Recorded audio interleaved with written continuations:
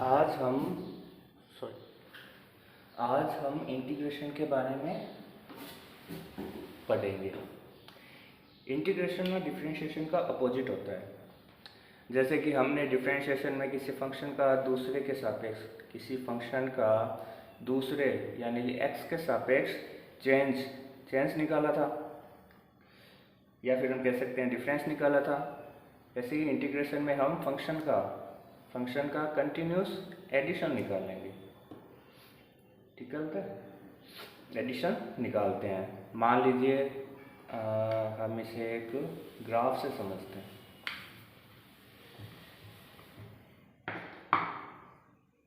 देखो, continuous addition क्या होता है। y एक ग्राफ बना लेता हूँ मैं, एक x।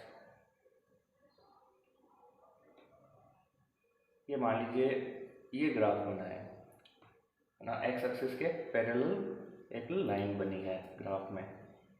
x पर इस पॉइंट को मैं मान लेता हूँ x1 और इस पॉइंट को मैं मान लेता हूँ y1।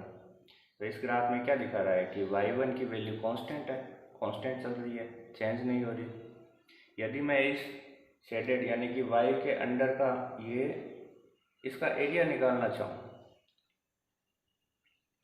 तो ये इसका एरिया कैसे निकलेगा। ये क्या कौन सी शेप बना रहा है, रेक्टेंगल शेप बना रहा है। तो रेक्टेंगल का एरिया क्या होता है, लेंथ इंटू ब्रेड्थ, यानी कि लंबाई इंटू चौड़ाई। लंबाई क्या है, ये y1 माइनस 0, यानी कि फाइनल क्या है y1 और इनिशियल क्या है 0। ऐसे ही ब्रेड्थ क्या है x1 माइनस 0। तो इसका एरिया क्या हो गया इस रेक्टेंगल का, x1 y1 और x1 के बीच में रेक्टेंगल बढ़ रहा है, तो इसका एरिया हो गया x1 y1। लेकिन अगर इसी ग्राफ को मैं थोड़ा सा चेंज कर दूं,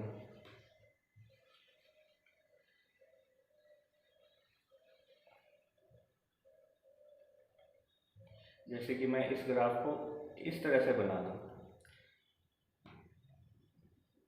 तो इसके अंडर, इस कर्व के अंडर का एरिया, मतलब इस कर्व के नीचे का एरिया निकालना हो तो मैं अभी जो पहले जो मेथड मैंने यूज़ किया था वो तो इसमें काम होगा नहीं, वो इसमें यूज हो नहीं पाएगा। तो इसका एरिया निकालने के लिए मुझे मान लेते हैं ये पोजीशन x1 है और ये पोजीशन है x2, ये x एक्सिस पर। तो इसका एरिया निकालने के लिए मुझे है ना छोटी छोटी, यानी x1 से x2 तक लेकर एकदम छोटी छोटी पट्टियाँ, खड़ी पट्टियाँ, इस पोर्शन को n नंबर्स ऑफ पट्टियों में मुझे डिवाइड करना पड़ेगा सबसे पहले। तो इस तरह की छोटी छोटी पट्टियों में, जिसके हाइट मैं मान लेता हूँ y और इसकी जो ब्रेड्थ है, चौड़ाई है, वो मैं dx मान लेता हूँ।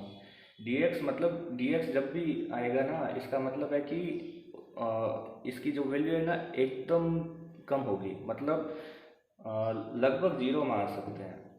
इतनी कम चौड़ाई की मैं खड़ी पट्टियाँ मानूंगा मैं, जिनकी संख्या मैं एक बार n मान लेता हूँ। तो हमें इन सब पट्टियों का एरिया निकालेंगे, इन सब पट्टियों का एरिया निकालेंगे, उन्हें ऐड करेंगे, तब इस ग्राफ का, मतलब इस कर्व के नीचे का एरिया आएगा। अब इन जो मैंने ये पट्टियाँ ली है, इन सभी पट्टियों की जो चौड़ाई है वो इक्वली होगी, इक्वल चौड़ाई होगी।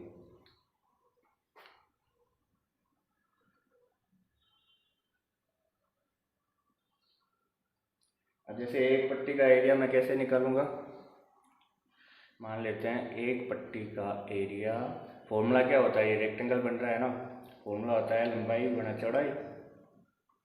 तो लंबाई इसमें क्या है y और चौड़ाई क्या है dx। ये लंबाई हो गई, ये चौड़ाई हो गई। अब ऐसे ही अगर मैं n पट्टियों का निकालना चाहूँ, मतलब टोटल n है पट्टियाँ, मान लेता हूँ टोटल n पट्टियाँ हैं, ये तो एक पट्टी का निकला है, n पट्टी का निकालूंगा तो इसका मैं सिग्मा के रूप में एडिशन कर दूंगा, यानी कि टोटल एरिया क्या हो जाएगा मेरा y dx for n numbers of vertical lines, vertical strips. इसमें dx बहुत ही छोटा है, मैंने बताया ना dx की वैल्यू बहुत छोटा है, इतना छोटा है कि ऑलमोस्ट जीरो के बराबर है। इसलिए यदि मैं dx की लिमिट जीरो रख देता हूँ तो हम dx की वैल्यू जीरो रख देते हैं तो इसका हम फिर कंटिन्यूस एरिया इंटीग्रेशन के द्वारा निकालेंगे। जैसे कि एरिया क्या हो गया, x1 से लेके x2, मुझे यहाँ से लेके यहाँ तक का एरिया निकालना है, और एरिया आया क्या, एक पट्टी का एरिया क्या आया y dx। इसमें x1 और x2 कर्व की इनिशियल एंड फाइनल लिमिट है, मैंने बताया ना, ये इनिशियल हो गया, ये फाइनल हो गया। तो यहाँ से लेके यहाँ तक का एरिया निकालना है, यानी कि यहाँ से लेके यहाँ तक का एरिया निकालना है किसका, इस एक रेक्टेंगल का। तो एक का तो हो गया y dx और पूरे कर्व का हो गया, ये हमने बस लिमिट लगाई है। इस तरह से हम कह सकते हैं कि इंटीग्रेशन का यूज किसी कर्व का एरिया निकालने के लिए करते हैं। तो इंटीग्रेशन का यूज क्या हो गया, किसी कर्व एरिया अंडर ए कर्व, ये क्या हो गया इंटीग्रेशन का उपयोग। इंटीग्रेशन दो तरह का हम कह सकते हैं कि दो तरह से इंटीग्रेशन डिवाइड हो रहा है। अभी जो हमने इंटीग्रेशन किया है, मतलब जो एरिया निकाला है, वो डिफाइनाइट इंटीग्रेशन होता है, क्योंकि हमने इनिशियल और final x1 and x2 limits रखी थी। अगर हमें ये इनिशियल और फाइनल लिमिट्स पता ना हो तो इस तरह का इंटीग्रेशन इनडिफिनाइट इंटीग्रेशन कहलाएगा। इनडिफिनाइट इंटीग्रेशन में हम फंक्शन का इंटीग्रेशन करते हैं, बाद में साथ में मतलब इंटीग्रेशन के साथ में एक कांस्टेंट वैल्यू भी साथ में लेके चलते हैं। जैसे कि मान लेता हूँ कोई फंक्शन f(x) है, ठीक है, अगर इसका मुझे इंटीग्रेशन करना हो, f(x) का मुझे इंटीग्रेशन करना हो, तो मान लेता हूँ इसका इंटीग्रेशन आया मेरे पास gx और प्लस में c। ये मुझे हमेशा लेके चलना है जब भी मैं किसी फंक्शन का इंटीग्रेशन करूँगा तो। और ये c केवल और केवल इनडेफिनेट इंटीग्रेशन में आएगा। डेफिनेट इंटीग्रेशन में ये c वैल्यू नहीं लगानी है, क्योंकि उसमें हमें लिमिट्स दे रखी होगी।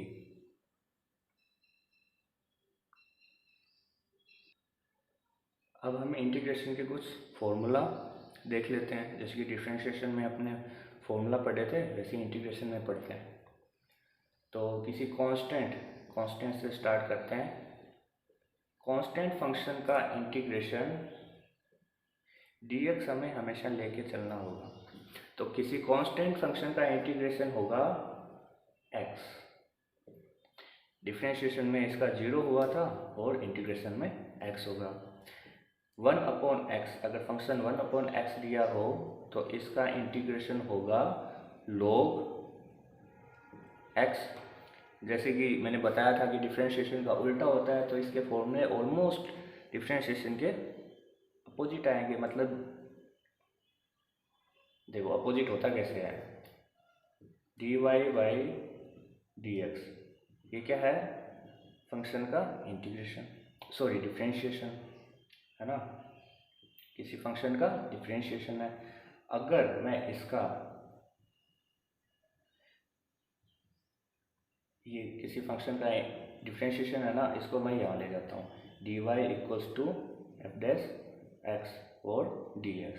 अगर मैं इसका इंटीग्रेशन कर दूँ तो यहाँ पे तो कांस्टेंट वैल्यू है एक, जैसे ये कांस्टेंट है ना, कांस्टेंट dx, तो dy के मल्टीप्लाई में क्या वैल्यू है, कांस्टेंट वैल्यू है, तो कांस्टेंट वैल्यू का इंटीग्रेशन हो गया वाई, यहाँ पे वाई है, वाई, और एफ डैश एक्स का इंटीग्रेशन मान लेता हूँ मैं, एफ एक्स मान लेता हूँ, और डी एक्स।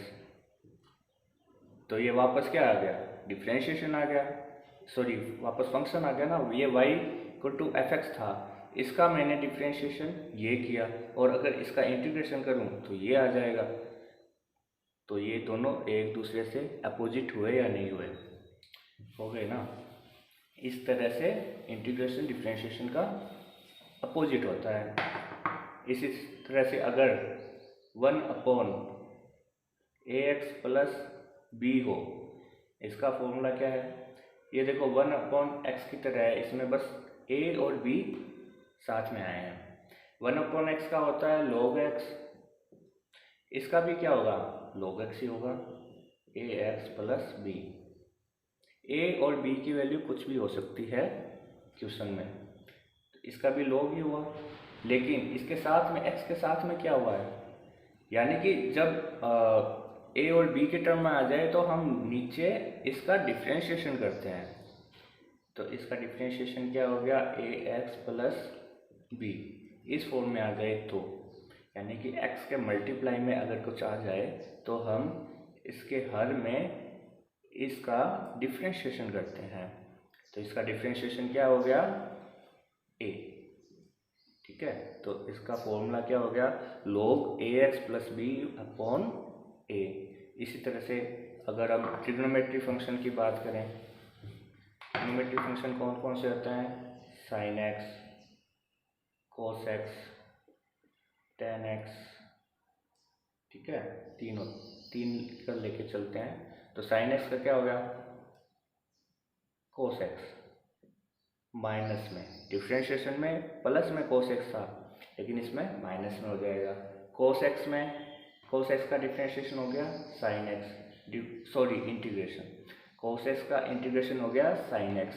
डिफ्रेंशिएशन क्या होता था, माइनस का साइन एक्स, लेकिन यहाँ पे इंटीग्रेशन प्लस का साइन एक्स होगा। टेन एक्स का क्या होगा, इंटीग्रेशन log sec एक्स, इसका इंटीग्रेशन ये होता है। sec स्क्वायर एक्स का इंटीग्रेशन होगा टेन एक्स, तो टेन एक्स का डिफ्रेंशिएशन क्या होता है, sec स्क्वायर एक्स, तो अपोजिट चलते हैं। एक्स का इंटीग्रेशन एक्स ही होता है, इसका डिफ्रेंशिएशन भी एक्स होता है और इंटीग्रेशन भी एक्स होता है। कोसेक स्क्वायर एक्स, इसका क्या हो गया, minus cot x, cosec square x का इंटीग्रेशन हो गया माइनस का कोट एक्स। एक आप ये फॉर्मूला भी याद रख लो, log एक्स का होता है x log x minus x, ये log x का इंटीग्रेशन होता है।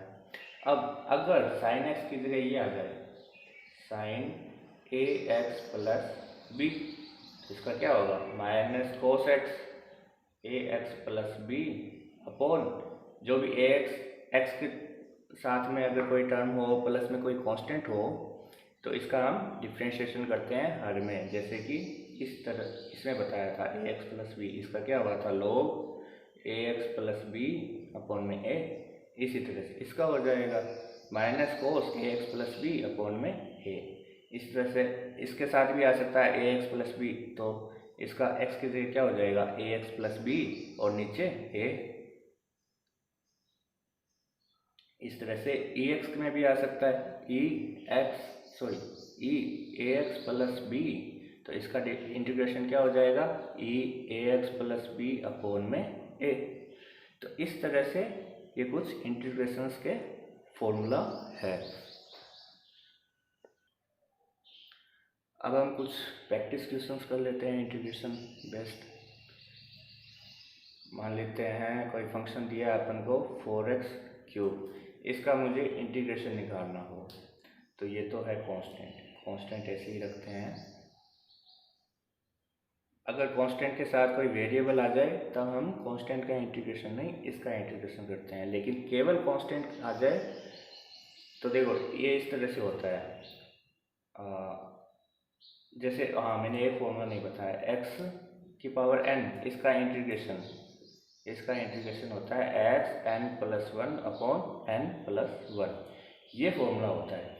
अब देखो केवल कांस्टेंट आता है, जैसे एक कांस्टेंट मैं ले लिया ए और इसका इंटीग्रेशन करना हो तो यहाँ पे ना x की पावर 0 मान सकता हूँ क्योंकि इसकी वैल्यू 1 होती है, और x की पावर 0 है और मैं इस फॉर्मूले से इसको कंपेयर करूँ तो इसका इंटीग्रेशन क्या हो जाएगा, x की पावर 0 प्लस 1 अपॉन 0 प्लस 1। ठीक है, तो ये क्या हो गया x। इसलिए कांस्टेंट का जो डिफरेंशिएशन है वो क्या आता है, x आता है। लेकिन यहाँ पे कांस्टेंट के साथ वेरिएबल है x दे रखा है तो हम इसका डिफरेंशिएशन करते हैं। इसका x की पावर n का फॉर्मूला लगेगा, तो क्या फॉर्मूला होता है, x 3 प्लस 1 अपॉन 3 प्लस 1। और मैंने बताया था जब भी इंडेफिनेट इंटीग्रेशन हो तब प्लस में एक कांस्टेंट लेके चलना पड़ता है। तो इसका आंसर क्या आ गया, ये 4 से ये 4 कैंसिल आउट हो गए तो x की पावर 4 प्लस c, ये इसका इंटीग्रेशन हो गया। इसी तरह से एक क्वेश्चन लेता हूँ मैं, 5 अपॉन एक्स की पावर 4, इसका इंटीग्रेशन करना है मुझे। तो x की पावर 4 को मैं ऊपर ले जाऊंगा क्योंकि अपॉन में केवल हमने ये फॉर्मूला पढ़ा है 1 अपॉन एक्स का, और कोई फॉर्मूला पढ़ा नहीं। तो यहाँ पे पावर में जब आ जाए तो हम इसको ऊपर ले जाएंगे, तो ऊपर ले जाएंगे तो 5 तो बाहर कांस्टेंट है x के -4 पावर में और dx, तो इसका इस फॉर्म में आ गया।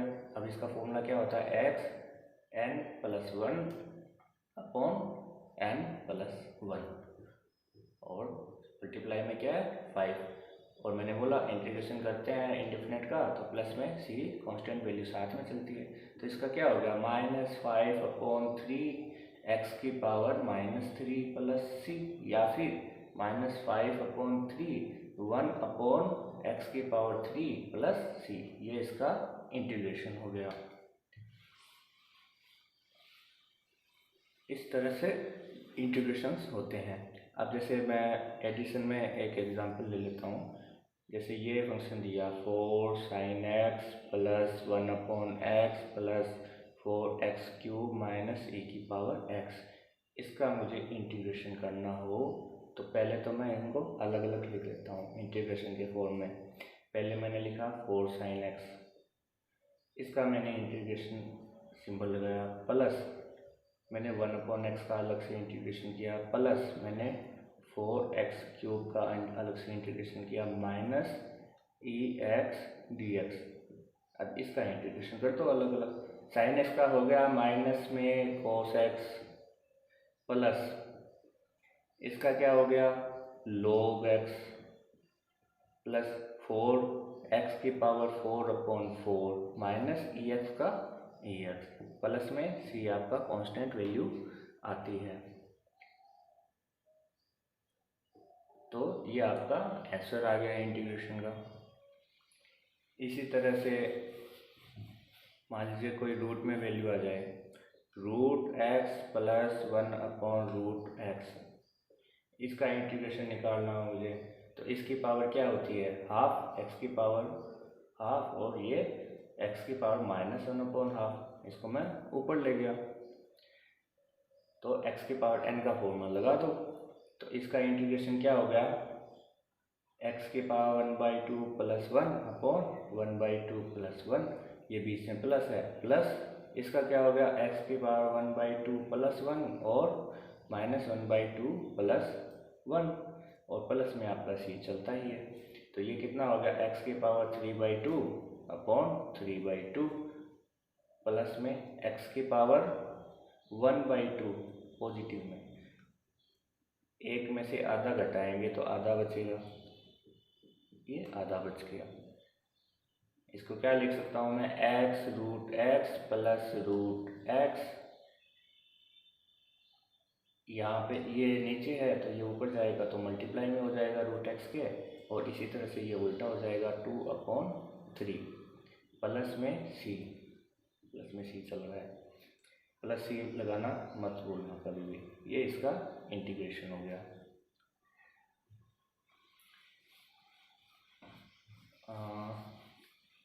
जैसे हमें ये फंक्शन दे दे 1/x² माइनस 1 का इंटीग्रेशन करना हो अपन को, तो देखो हम इसको चेंज करेंगे, इसका डायरेक्ट इंटीग्रेशन नहीं हो सकता, तो हम ये फॉर्मूले से इसको चेंज करेंगे a² माइनस b²। ये देखो a² माइनस b², एक का स्क्वायर एक ही होता है।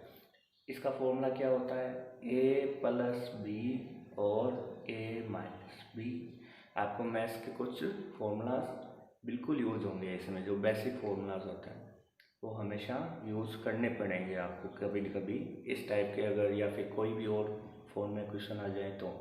अब देखो इसको मैंने क्या लिखा 1/x प्लस 1 और x माइनस 1, इसका इंटीग्रेशन।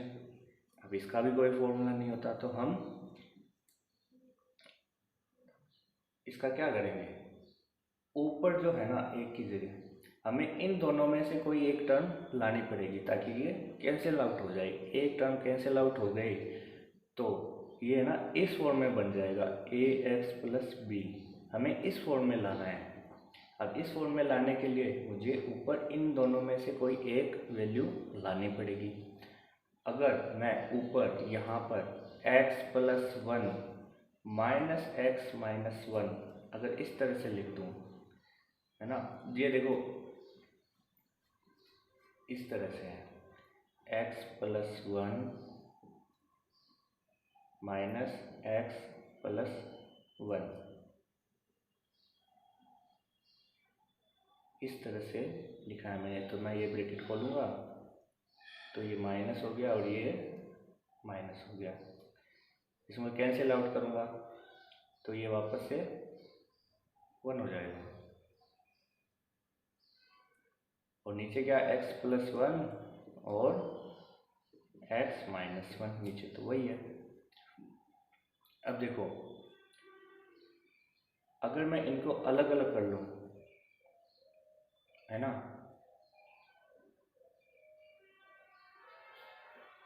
सॉरी ऐसे नहीं, थोड़ा सा गलत हो गया। मैंने ऊपर है ना ये लिखा है x प्लस 1 माइनस में x माइनस 1, ठीक है, और x प्लस 1 और x माइनस 1 और मल्टीप्लाई में 1/2। अब इसको मैं सोल्व करूँगा ना तो वापस 1 ही आएगा। 1 कैसे आएगा, x से x कैंसिल आउट हो जाएगा और ये एक और एक जुड़ जाएंगे, ये माइनस माइनस प्लस हो जाएगा और एक जुड़ जाएंगे, ये 2 हो गए। अब इस 2 को हटाने के लिए मैं 2 का डिवाइड भी करूँगा। इस तरह के आपने 9th 10th में क्वेश्चन किए होंगे वैसे, जब हमें एक फॉर्म कैंसिल आउट करनी हो तो। अब हम इसका इंटीग्रेशन करते हैं तो 1/2 तो कॉमन हो गया। अब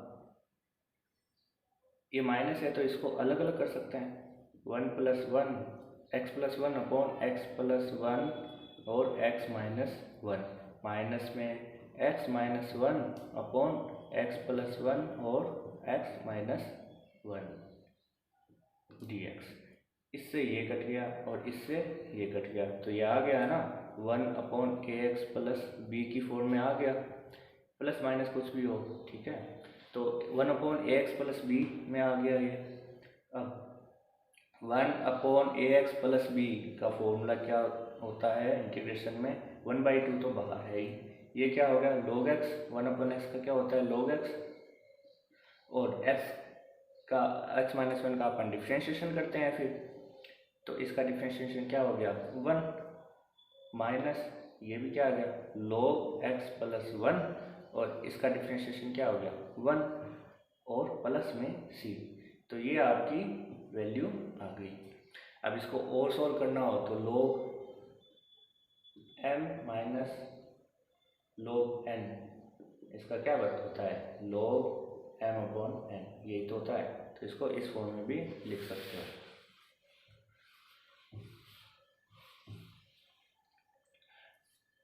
अब हम कुछ डेफिनेट इंटीग्रेशन के एग्जाम्पल देख लेते हैं ना। इंटीग्रेशन इतना मतलब इस लेवल तक वैसे तो काफ़ी है, लेकिन थोड़ा और मैं बता दूंगा। अब जैसे इन डेफिनेट इंटीग्रेशन में मान लो मेरे को लिमिट्स दे रखी है -1 से 2 तक 3t² dt, ये क्वेश्चन दे रखा है। पहले तो हम इसका इंटीग्रेशन करते हैं। 3 बाहर, इसका क्या हो गया t³/3 है ना, और लिमिट्स कहाँ से कहाँ तक, -1 से 2 तक।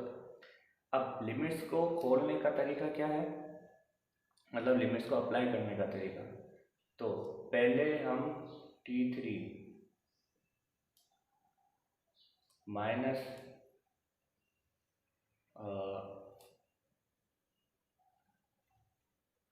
पहले हम अपर लिमिट, ये होती है अपर लिमिट और ये होती है लोअर लिमिट, ठीक है। पहले हम अपर लिमिट को t की जगह रखेंगे, उसके बाद माइनस लिखेंगे और उसके बाद हम लोअर लिमिट को t की जगह रखेंगे। जैसे कि अपर लिमिट को t की जगह रखा 2⁻³ और लोअर लिमिट को t की जगह रखा -1⁻3।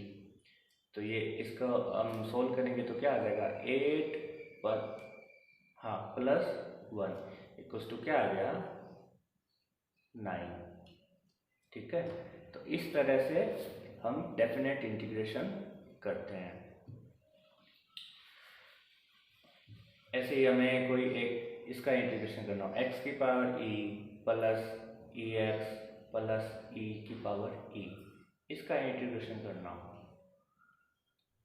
तो देखो x⁻e, ये तो हो गया x⁻n, ex का अपन ने पढ़ रखा है, ex होता है, और e⁻e ये क्या है, कांस्टेंट है, क्योंकि इसमें कोई वेरिएबल नहीं आ रहा।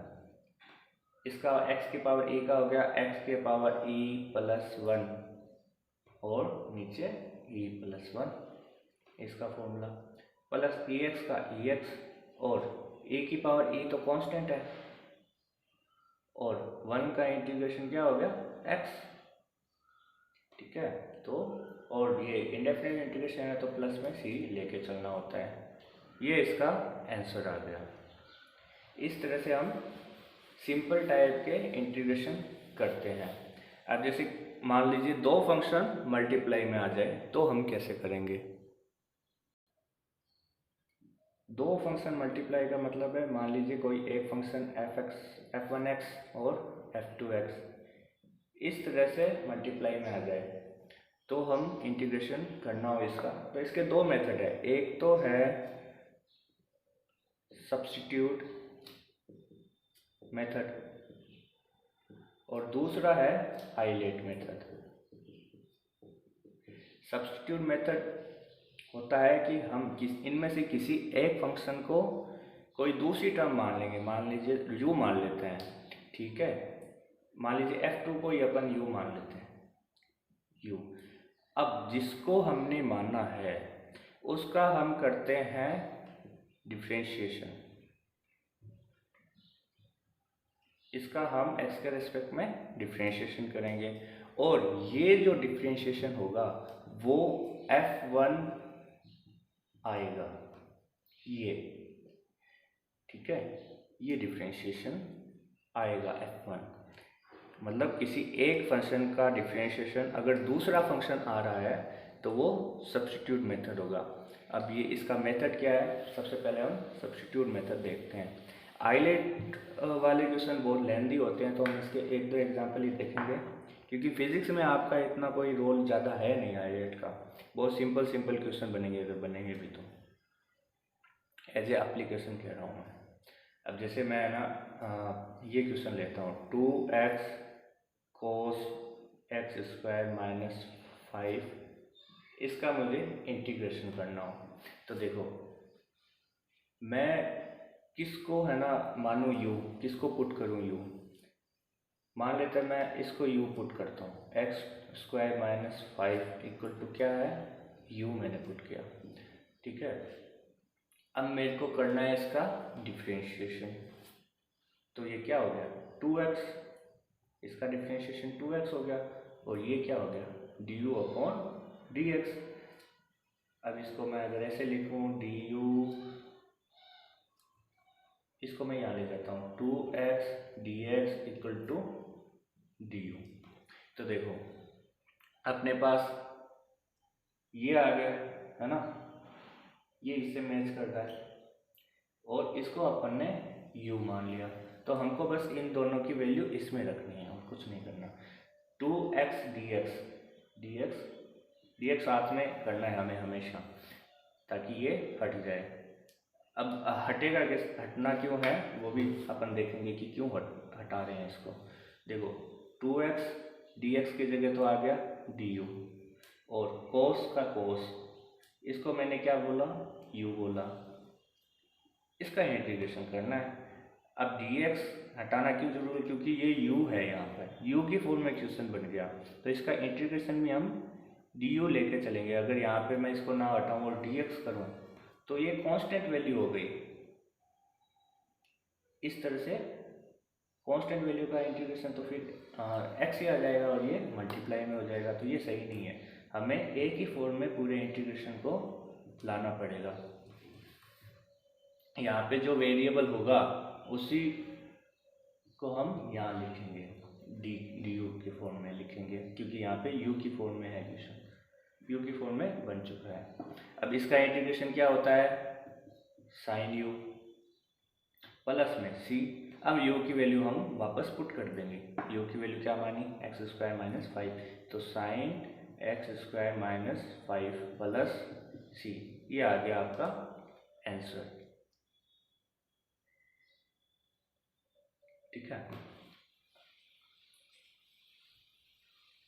इस तरह से सब्स्टिट्यूट मेथड यूज होता है।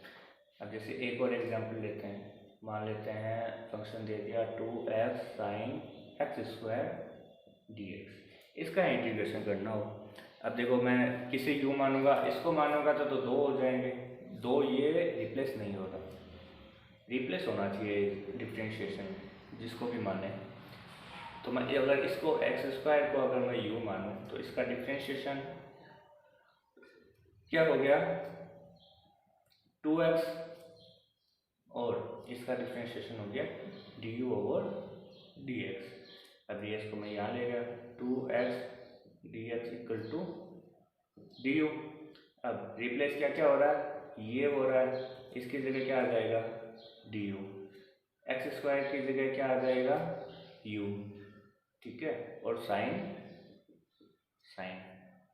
इसका अब हम फाइनल इंटीग्रेशन कर लेंगे। तो साइन u करते क्या हो गया, साइन का फॉर्मूला होता है माइनस कोस u प्लस में c। अब u की वैल्यू हम वापस पुट कर देंगे, तो ये क्या हो गया, माइनस कोस x² प्लस में c, ये आ गया आपका आंसर। इसका इंटीग्रेशन ये होगा। इस तरह से सब्स्टिट्यूट मेथड यूज होता है। अब जैसे ये क्वेश्चन आ गया 8x minus 4 sec square 4x² minus 4x plus 5, इसका हमें इंटीग्रेशन करना है। तो अपन u किसको माने, दूसरा डिफ्रेंशिएशन आ जाए, ताकि अगर मैं इसको मानूंगा तो इसका डिफ्रेंशिएशन केवल 8 आ रहा है, जो कि इसे रिप्लेस नहीं कर रहा। अगर मैं इसको u मानूं तो देखो 4x² माइनस 4x प्लस 5, अगर मैंने इसको u माना तो इसका डिफ्रेंशिएशन क्या हो गया 4x। ठीक है, इसका डिफ्रेंशिएशन हो गया 4 मल्टीप्लाई में 2x माइनस 4 प्लस में 0 बराबर du ओवर dx। तो ये कितना हो गया 8x माइनस 4, dx यहाँ ले गए, इक्वल्स टू क्या हो गया du। अब ये और ये इसकी जगह तो आ गया du। ठीक है, और सेक स्क्वायर ये हमने क्या माना, u माना था, u, इसका इंटीग्रेशन कर दो।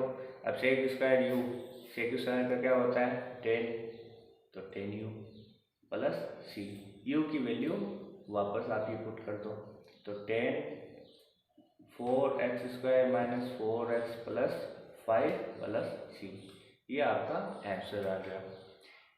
इस तरह से सब्स्टिट्यूट मेथड अप्लाई होता है। ठीक है,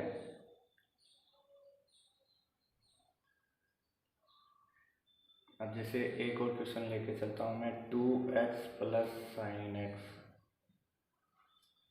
ई की power x square minus cos x plus 4, इसका मुझे इंटीग्रेशन करना है।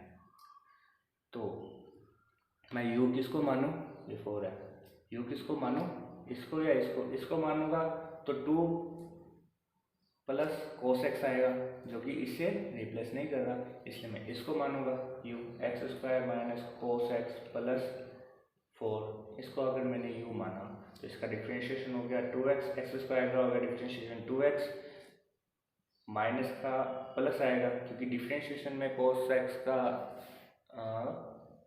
माइनस में आता है साइन एक्स, कोस एक्स का डिफ्रेंशिएशन होता है माइनस साइन एक्स, तो minus minus plus sine x, ये कांस्टेंट है, कांस्टेंट का डिफ्रेंशिएशन 0 होता है, और डी ओवर डी एक्स को मैं यहाँ ले जाऊँगा, 2x plus sine x d x equals to d u.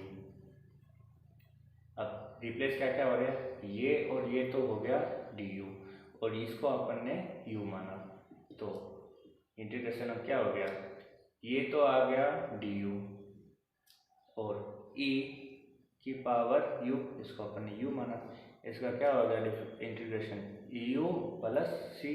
अब u की वैल्यू वापस आप पुट कर दो, तो e x square minus cos x plus 4 plus में कांस्टेंट वैल्यू c, ये इसका इंटीग्रेशन हो गया।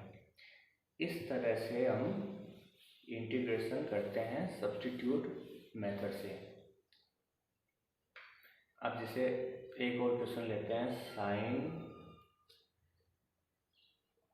9x साइन की पावर 9 कोस x, इसका हमें इंटीग्रेशन करना हो। अब मैं किसको u मानूँ, देखो कोस x को मानूंगा अगर u, तो कोस x का डिफ्रेंशिएशन आ तो रहा है साइन x, ठीक है, लेकिन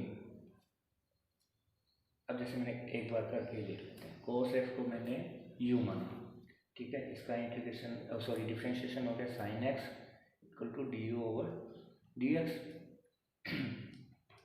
तो इसको यहाँ पे ले जाऊँगा तो sine x d x equal to minus d u.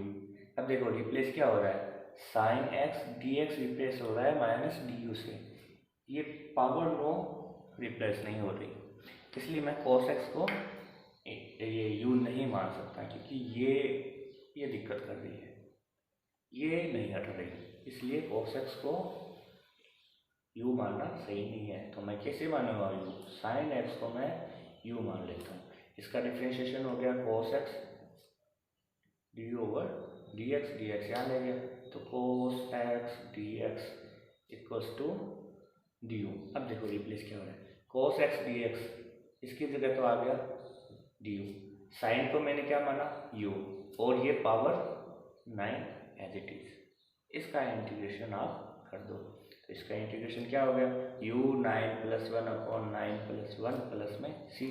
अब u की वैल्यू वापस आप लिख दो, u मैंने क्या माना sine x, sine 10 upon 10 plus c, ये आपका इंटीग्रेशन हो गया। ये तो था सब्स्टिट्यूट मेथड। दूसरा मैंने क्या कौन सा मेथड बताया था, आइलेट मेथड। अब देखो आइलेट क्या है, ये 5 टाइप के फंक्शंस हैं, 1 2 3 4 5, और इनकी प्रायोरिटी इसी हिसाब से है, मतलब पहले i फिर l फिर a फिर t फिर e, इस तरह से हम प्रायोरिटी सेट करते हैं किसी फंक्शन की। i का मतलब होता है इन्वर्सली, इन्वर्स ट्रिग्नोमेट्री फंक्शन, ठीक है। l का मतलब होता है लॉगरिथमिक फंक्शन, a का मतलब होता है एलजेब्रिक फंक्शन, t का मतलब होता है ट्रिग्नोमेट्री फंक्शन, और e का होता है एक्सपोनेंशियल फंक्शन, ये 5 तरह के फंक्शन है। ये हो गया। मान लेते हैं कोई f1x और f2x इसका इंटीग्रेशन करना, ठीक है। तो हम इसका आइलेट के हिसाब से इसका फॉर्मूला होता है, मतलब इसका इंटीग्रेशन का फॉर्मूला होता है f1x। पहला फंक्शन हम ऐसे ही रखेंगे, जिसको भी इसके हिसाब से प्रायोरिटी में पहला फंक्शन देंगे उसको हम f1x को ऐसे ही रखते हैं और f2x का इंटीग्रेशन करते हैं, इसका इंटीग्रेशन करते हैं। फिर माइनस इंटीग्रेशन का साइन, पहले वाला जो ये फंक्शन f1 है इसका हम करेंगे डिफरेंशिएशन, ठीक है।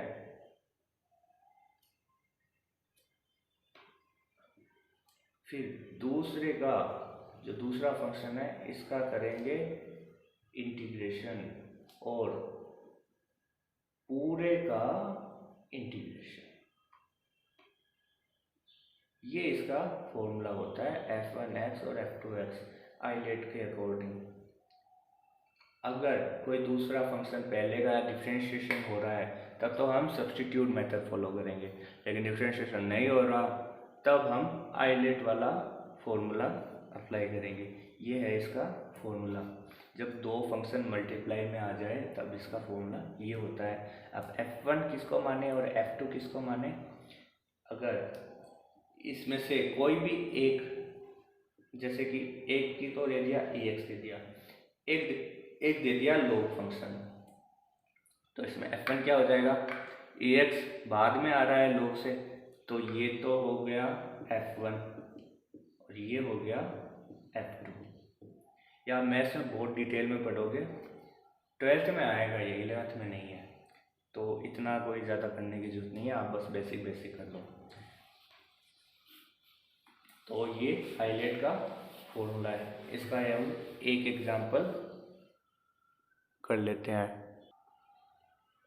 जैसे कि ये फंक्शन दे दिया x sin 2x, इसका हमें इंटीग्रेशन करना है। देखो अगर सब्स्टिट्यूट मेथड देखूं तो किसी एक फंक्शन का जो डिफरेंशिएशन है वो दूसरा फंक्शन आना चाहिए। अब ये देखो इसका डिफरेंशिएशन 1 होता है, वह रिप्लेस नहीं कर रहा, इसका डिफरेंशिएशन होता है 2, ये भी रिप्लेस नहीं कर रहा दूसरे फंक्शन को, तो सब्स्टिट्यूट से तो नहीं होने वाला ये, इसलिए हम आइलेट फॉर्मूला लगाते हैं। अब देखो ये तो है ट्रिग्नोमेट्रिक फंक्शन, ये है एल्जेब्रिक फंक्शन। तो देखो ए पहले आ रहा है इसमें ट्रिग्नोमेट्रिक फंक्शन से, तो हम f1x को क्या मानेंगे f1 और sin 2x को क्या मानेंगे f2, ठीक है। और फॉर्मूला क्या था, f1 ऐसे ही, f2 का हम इंटीग्रेशन करते हैं, माइनस पहले का हम करते हैं डिफरेंशिएशन, फिर दूसरे का हम करते हैं इंटीग्रेशन और फिर पूरे का इंटीग्रेशन। इस तरह से फॉर्मूला यूज होता है। बस अब ये दोनों वैल्यूज रखनी है इसमें। f1 क्या माना मैंने x, और दूसरा क्या है sin 2x dx, इसका इंटीग्रेशन कर दिया, माइनस पहले का क्या करना है डिफरेंशिएशन d/dx x, फिर दूसरे का क्या है इंटीग्रेशन, दूसरे का इंटीग्रेशन sin 2x dx, और इस पूरे का करना है हमें वापस इंटीग्रेशन। तो ये वैल्यू तो क्या आ गई x, ऐसे ही बाहर sin 2x, साइन का क्या, ये देखो इस फॉर्म में आ गया sin ax + b, इस फॉर्म में आ गया ये। तो ax एक की वैल्यू है 2 और b की क्या है 0, अगर यहाँ में मैं 0 लिख दूँ तो ये क्या हो जाएगी b की वैल्यू। तो जो भी इस फॉर्म में आ जाए तो हम इसको क्या है वापस से डिफरेंशिएट करते हैं हर में। तो sin 2x तो हो गया माइनस में cos 2x, ठीक है, और इसका अपन ने कर दिया डिफरेंशिएशन 2x का, तो क्या आ गया 2 माइनस, ठीक है, इसका डिफरेंशिएशन हो गया 1, फिर sin 2x इसका इंटीग्रेशन क्या हो गया, वही माइनस कोस 2x अपॉन 2, ये अपन ने ऑलरेडी कर रखा है। अब इसका जो हमें वापस इंटीग्रेशन करना है। अब माइनस माइनस हो गए प्लस, ठीक है, तो ये कितना आ गया, minus x by 2 cos 2x minus minus plus, ये 1 वैसे ही है। अब कोस 2x का अपन को इंटीग्रेशन करना है, तो कोस 2x का क्या हो गया, साइन 2x अपॉन 2 प्लस में सी आप भले ही एक लास्ट में लगा देना, लेकिन लगाना जरूर, ठीक है। अब देखो ये आपका आंसर आ चुका है, ये इतना कर दो या फिर आप है ना 1/2 कॉमन लेके वैसे कर लो, लेकिन ये आपका फाइनल आंसर है। तो इस तरह से आइलेट के क्वेश्चंस होते हैं। इसके कोई डिफ़िकल्ट क्वेश्चंस नहीं आएंगे फिजिक्स में, इतना ज़्यादा नहीं आता। तो ये आपका इंटीग्रेशन आपका कंप्लीट, ठीक है। अब देखो डिफरेंशिएशन हो गया, इंटीग्रेशन हो गया, दो चीज़ें हो गई, और ये किसका होता है, कैलकुलस का। तो आपका केवल अभी एक पार्ट हुआ है मैथमेटिकल टूल्स में, अभी भी 4 पार्ट्स बचे हुए हैं। अब 4 में एक आपका वेक्टर होगा, वेक्टर मैथ्स, है ना। ये वाला अपन करेंगे जब हम 1D मोशन करेंगे, 1D मोशन करेंगे पहले, उसके बाद 2D मोशन करेंगे, ठीक है। तो 2D मोशन से जस्ट पहले अपन वेक्टर का देखेंगे, पहले 1D करेंगे, फिर वेक्टर करेंगे, फिर 2D करेंगे। अब बचे तीन अपन कौन कौन से बचते, ट्रिग्नोमेट्री, अलजेब्रा और ज्योमेट्री। तो इसमें मैं पहले ट्रिग्नोमेट्री कर लेता हूँ, ठीक है। तो नेक्स्ट वीडियो में हम ट्रिग्नोमेट्री से स्टार्ट करेंगे। Thank you. और हाँ, कोई भी अगर डाउट हो ना आपको, कोई भी क्वेश्चन या फिर जो भी अगर कुछ समझ में नहीं आया तो आप पूछ सकते हो मेरे से, या तो कमेंट में लिख दो। हाँ वैसे कमेंट में ही लिखोगे, कमेंट में लिख देना कोई भी अगर डाउट हो तो। धन्यवाद।